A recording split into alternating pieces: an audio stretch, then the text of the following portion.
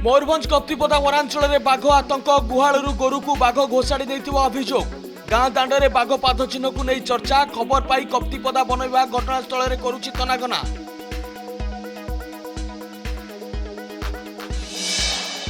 राजरास्तार धान पकाई चाषी प्रतिवाद संबलपुर जिला गोड़भगार एनएच अवरोध कले शह शह चाषी मंडी अचलावस्था को नहीं राजरास्तार चाषी प्रतिवाद प्रशासन सह आलोचना विफल रास्ता अवरोध दुई पार्श्व अटकी रही गाड़ी मोटर।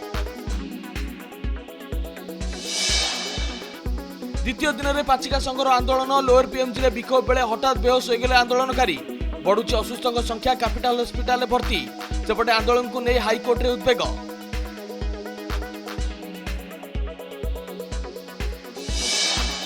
एसआई प्रश्नपत्र केलेंकारी घटना सीबीआई अन्यतम अभियुक्त अश्विनी पात्र प्रश्नपत्र तैयारी प्रस्तुति नहीं कौन जानी खोलताड़ जारी सेपटे दलाल बिरंचीर सहयोगी निमाई और अर्जुन मुहांमुही चेरा।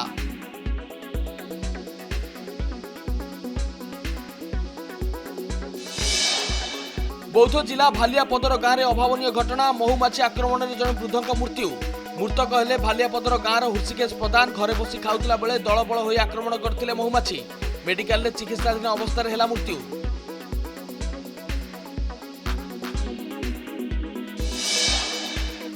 विधानसभा में मालकानगिरी निआर ताती सरकार को ऊपर बर्षिले विरोधी कहले मणिपुर भली जलुची आउ एक कंधमाल हेबाकु जाउची गृह में मुख्यमंत्री विवृत्ति रखा दाबी सेपटे एमपी 26 गाँव में बीएनएस 163 धारा लागू सारा जिले में इंटरनेट सेवा ठप।